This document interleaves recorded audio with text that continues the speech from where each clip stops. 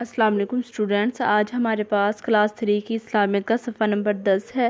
اسلامیت کا جو پہلا سبق تھا اس میں ہم نے توحید، رسالت اور آخرت کے بارے میں پڑھا تھا۔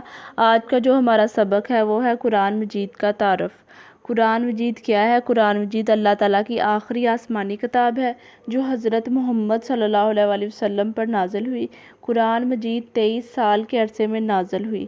قرآن مجید کی حفاظت کی ذمہ داری خود اللہ تعالیٰ نے لی تھی، اس لیے 1400 سال کا عرصہ گزرنے کے بعد بھی قرآن مجید اسی حالت میں محفوظ ہے جس حالت میں نبی کریم پاک پر نازل ہوا تھا۔ اس میں کوئی زیر زبر پیش کی کوئی غلطی نہیں ہے۔ اس کی ہم نے ریڈنگ کرنی ہے تو آپ لوگوں نے اسے انڈر لائنڈ ورڈ املا کے طور پہ یاد کرنے ہیں۔ اللہ تعالیٰ نے انسانوں کی ہدایت کے لیے اپنے بعض نبیوں پر صحیفے اور بعض نبیوں پر کتابیں نازل فرمائی۔ صحیفے کہتے ہیں جو کتابوں کی شکل میں نہ ہوں، جیسے کہ فرمان ہوتے ہیں، وہ بھی فرمان تھے، اور بعض نبیوں پر صحیفے اور بعض نبیوں پر کتابیں نازل فرمائی۔ مشہور آسمانی کتابوں کے نام تورات، زبور، انجیل اور قرآن مجید ہیں۔ تورات حضرت موسیٰ پر، زبور حضرت داؤد پر اور انجیل حضرت عیسیٰ پر نازل ہوئی۔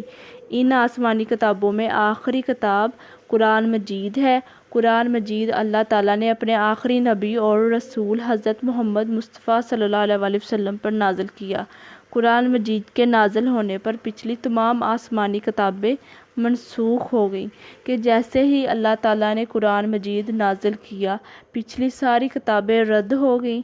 پچھلی کتابوں کی جو تعلیمات تھیں وہ ساری بند ہو گئیں، انہیں ختم کر دیا گیا، کیونکہ یہ کتابیں خاص زمانوں اور خاص قوموں کے لیے نازل کی گئی تھی۔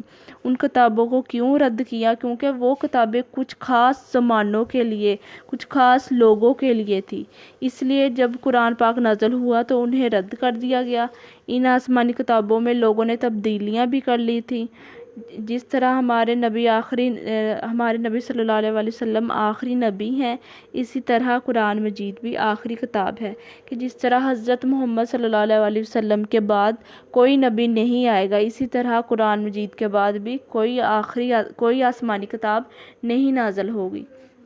قرآن مجید کے بعد اب کوئی آسمانی کتاب نہیں آئے گی، کیونکہ یہ قیامت تک تمام انسانوں کے لیے ہدایت کا ذریعہ ہے۔ قرآن مجید کا ایک ایک لفظ اور حرف آج تک وہی ہے جیسا کہ اللہ تعالیٰ نے نازل فرمایا تھا۔ قیامت تک اس میں کوئی تبدیلی ممکن نہیں ہے، کیونکہ قرآن پاک کی حفاظت کا ذمہ خود اللہ تعالیٰ نے لیا ہے۔ اسلام دشمنوں نے بہت کوشش بھی کی لیکن ناکام رہے، کہ اسلام کے جو دشمن تھے انہوں نے بہت کوشش کی کہ قرآن پاک کا کوئی حرف کوئی لفظ کہیں بھی تبدیلی کی جائے اس میں، جیسے پچھلی کتابوں میں تبدیلیاں کی گئی تھی اس میں بھی تبدیلی کرنے کی بہت کوشش کی، لیکن اللہ تعالیٰ نے کیونکہ اس کی حفاظت کی ذمہ داری خود لی ہے، اس لیے آج تک اور قیامت تک کبھی اس میں نہ کوئی تبدیلی ہوئی ہے، نہ قیامت تک اس میں کوئی تبدیلی ہونی ہے۔ مسلمانوں کے سینوں میں پورا قرآن مجید موجود ہے کہ بہت سارے مسلمانوں نے قرآن مجید حفظ کیا ہے، اس لیے ان کے سینوں میں قرآن مجید موجود ہے۔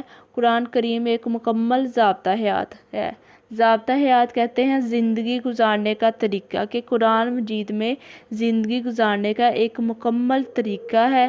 یہ اول تا آخر نصیحت ہے کہ قرآن مجید کی پہلی آیت سے لے کے آخری آیت تک اس میں انسانوں کے لیے نصیحت ہے، اس میں انسانوں کی کامیابی کے لیے،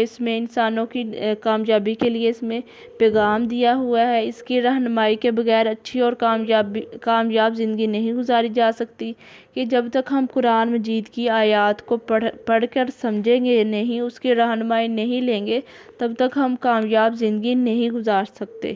قرآن کریم وہ واحد آسمانی کتاب ہے جو قیامت تک تمام زمانوں اور تمام انسانوں کے لیے ہدایت کا ذریعہ ہے۔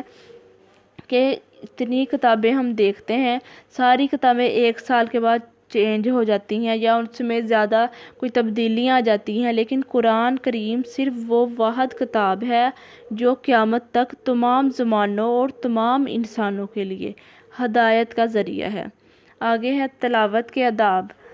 قرآن مجید کیونکہ اللہ تعالیٰ کا کلام ہے، اس لیے اس کے تلاوت کے آداب ہیں کہ ہمیں ادب کے ساتھ پڑھنا چاہیے، احترام کے ساتھ پڑھنا چاہیے، اور تلاوت کرتے وقت ہمیں کون کون سی باتوں کو ذہن رکھنا چاہیے، کیونکہ یہ قرآن مجید کوئی عام کتاب نہیں ہے، یہ اللہ تعالیٰ کی کتاب ہے، اس لیے سے ہمیں تھوڑے احترام کے ساتھ احترام کے ساتھ پڑھنا ہے، اور یہ خاص طور پہ قرآن مجید کی تلاوت سے پہلے ان آداب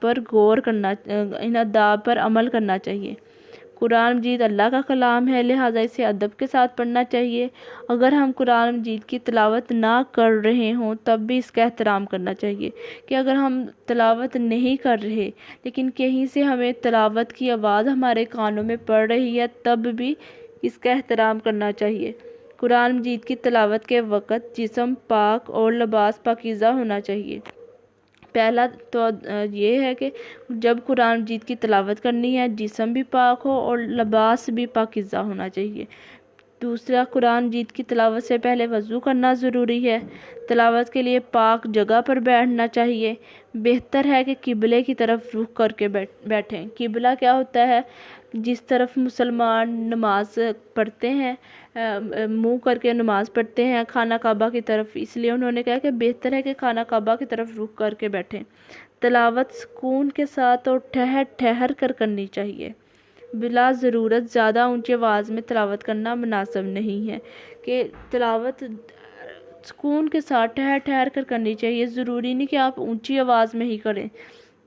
اس سے قرآن مجید کی بے ادبی ہوتی ہے اور سننے والوں کو بھی تکلیف ہوتی ہے، کہ جب ہم اونچی آواز سے تلاوت کریں گے تو دوسرے جن کے کانوں میں آواز پڑے گی اگر وہ نہیں سنیں گے تو وہ گناہ گار ہوں گے، اگر وہ ادب کے ساتھ نہیں سنیں گے تو وہ گناہ گار ہوں گے۔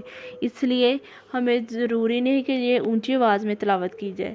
اللہ تعالیٰ کا حکم یہ ہے کہ جب کوئی بلند آواز سے قرآن پڑھتا ہے اور لوگ اسے توجہ سے نہیں سنتے تو وہ گناہ گار ہوتے ہیں، کہ یہ اللہ تعالیٰ کا حکم ہے کہ جب ہم اونچی آواز سے قرآن کوئی پڑھے گا اور لوگ نہیں سنیں گے تو وہ گناہ گار ہوں گے۔ اللہ تعالیٰ فرماتا ہے، اور جب قرآن پڑھا جائے تو اسے توجہ سے سنا کرو اور خاموش رہا کرو تاکہ تم پر رحم کیا جائے، کہ جب قرآن پاک پڑھا جاتا ہے تو اسے ہم سننے والے توجہ سے سنیں اور خاموش رہا کریں تاکہ تم پر رحم کیا جائے۔ یہ سارے انڈر لائن ورڈز آپ لوگوں نے املا کے طور پہ یاد کرنے ہیں، اور یہ ساری ریڈنگ آپ لوگوں نے اچھی طرح پڑھنی ہے۔ اللہ حافظ اسٹوڈنٹ۔